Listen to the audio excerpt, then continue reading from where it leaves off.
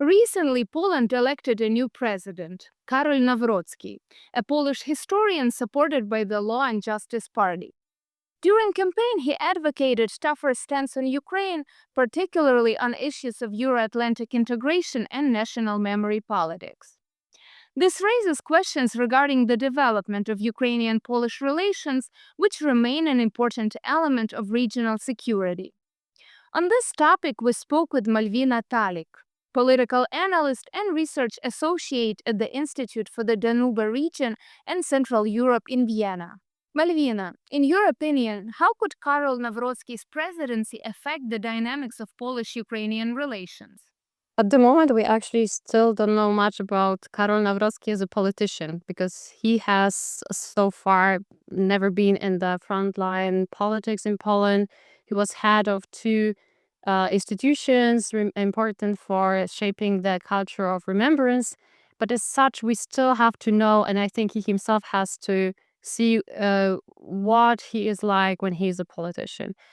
Throughout his campaign, nevertheless, he made certain statements which give us an idea about his approach to bilateral relations between Ukraine and Poland.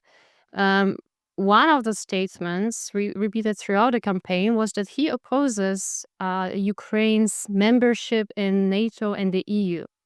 However, recently he said at the moment, and I think this is very important because it shows that this opinion, this position is flexible and can be changed. And also, we have to keep in mind that such a position is very much contrary to the position of the current Polish government, but also of the party that supported Nawrocki throughout the campaign, which is Law and Justice. And also, the incumbent president, Andrzej Duda, already said or expressed his hope that Karol Nawrocki will reconsider this this position, this stance on Ukraine's membership in both NATO and the EU. Moreover, Nawrocki, in my opinion, seems to want the bilateral relation to be more condition-based, transactional. What I mean by that is that he wants a very strong Polish agenda. He mentioned a couple of times that, in his opinion, there is an unfair competition from Ukraine. He claimed that President Zelensky treats Poland bad every now and then, and Poland should be able to speak out, and so on and so forth. So this also shows that if there are any tensions in the future, he may have a more confrontational approach rather than calm and diplomatic. This remains to be seen, but this is my perception of it at the moment.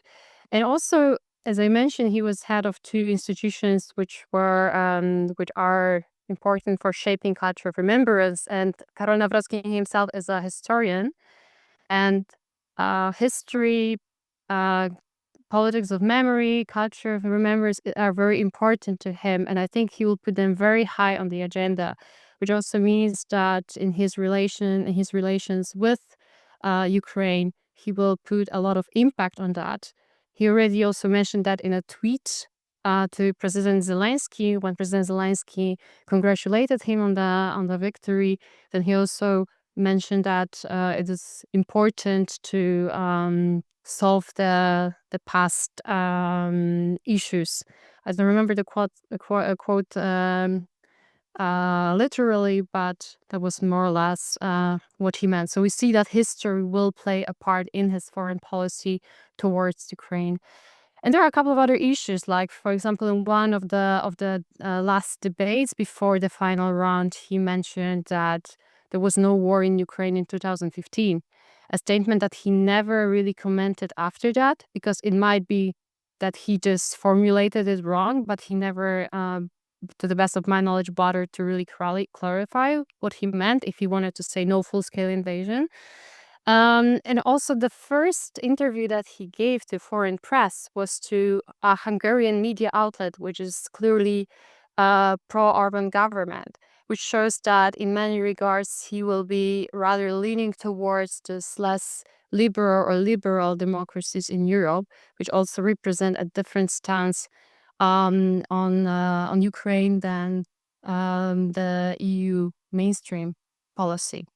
But to not end on a negative note, even Radek Sikorski, Polish foreign minister, mentioned that there is a potential in cooperation with Nawrocki because he seems to be close, or at least willing to be close to leaders such as Donald Trump, as Viktor Orban. But if he can be convinced that actually the place of Ukraine is in the EU and in NATO, then he may be a good asset in convincing Viktor Orban in the case of the EU and Donald Trump in the case of NATO in the future. So even Sikorski was hopeful that maybe there is actually this potential of Nawrocki there. What steps, in your view, should Ukraine take to establish effective communication with the new president of Poland? I think for Kiev it is important to have a very flexible strategy, because as I mentioned before, we in Poland don't know Nawrocki as a politician yet. And I think he himself has to still learn a lot, and it will be a long process. So I think Kiev should have a strategy, of like testing, examining, reevaluating, and adapting a new strategy depending on the reaction of Nawrocki. I have a feeling that he himself sees leaders such as Donald Trump as role models, this strongman leadership figures. So you have to take this into consideration, but also this does not mean that sometimes Kiev should not speak out, because I think that Nawrocki also understands the language of force much more, at least based on what I have seen so far. I think it's also important to have direct, a very pragmatic dialogue as soon as possible, and concentrate on issues where there is mutual understanding and where there's mutual interest, such as defense, energy security, and so on and so forth, because this also allows to show how much we both have in common or have to cooperate on. I think it's important to, on the one hand, emphasize that Poland is important for Ukraine and its Euro-Atlantic ambitions, but at the same time, diplomatically and firmly show that also Ukraine is very important for for Poland's security. Like, the security of both countries are intertwined, and that's why even Law and Justice Party by previous governments and presidential administrations understood that we need Ukraine in NATO and the EU for Poland's own safety and prosperity. Um, and the mentioned historical issues, because they will be definitely very high on the agenda. I think that Kiev needs a strategy for that, also crisis strategy. On the one hand, how to communicate with Nawrocki, and also to put this very high on own agenda, but also I believe how to communicate with own society, because a dialogue on historical issues is very difficult and challenging in peaceful times, and let alone in the times of war. So preferably this would be postponed, but I don't think that Nawrocki would allow for that. So I think that also this is what Kiev has to be very much prepared for. And I would say finally, don't forget that it's not only about the president. It's also about the government. It's also about the society. And the current government supports Ukrainians' cause, supports EU membership and NATO membership of Ukraine. And I think it is important to continue this dialogue and also to reach out to wider society, and never forget the former president. I mean, still President Andrzej Duda, who will be soon out of office, but he is the one that can also play an important proxy role for Ukraine here.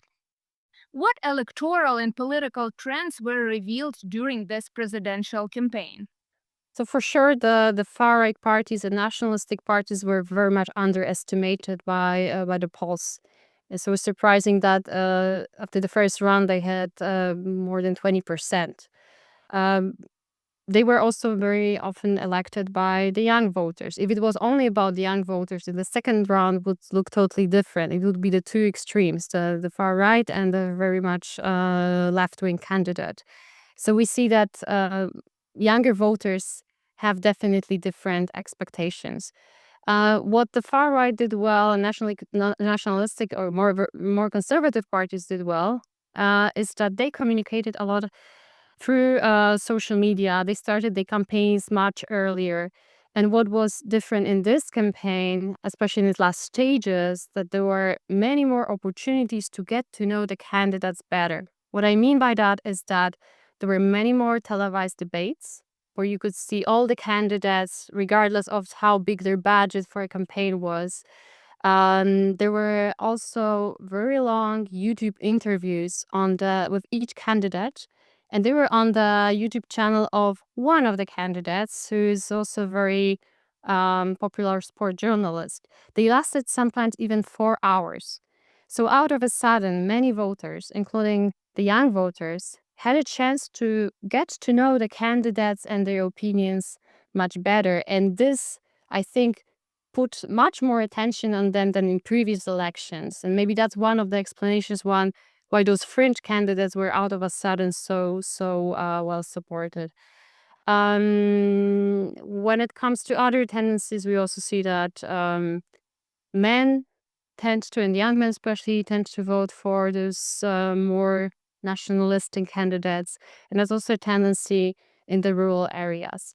Poland has also a very polarized, not only society, but also media. And the the report of the electoral OSCE observers pointed out that this meant more difficult access to information, and especially when it came to the followers of Karol Nawrocki. They were mostly watching TV Republika, which among all TV stations represented most inadequate news, let's put it this way. So the problem that I believe we have in Poland, that there are information bubbles that people live in, and even if there is information, reliable information available somewhere else, people just don't reach out there. And this is something that is a challenge for the next years to counter. We also may talk about disinformation, because this is definitely a problem. It will be a problem. In this election, there was Russian disinformation that has been spotted, but it's not only in the electoral context, it's also before. And this also makes this or tries to stir emotions against Ukrainians, because in Poland, it is very difficult to try to spread pro-Russian narrative instead of like pro-Kremlin positive feelings. This is next to impossible. But what the Russian disinformation tries to do is to stir emotions against Ukraine and Ukrainians. And sometimes, in some cases, it might be successful. So also the next big task for the government is to counter this kind of disinformation.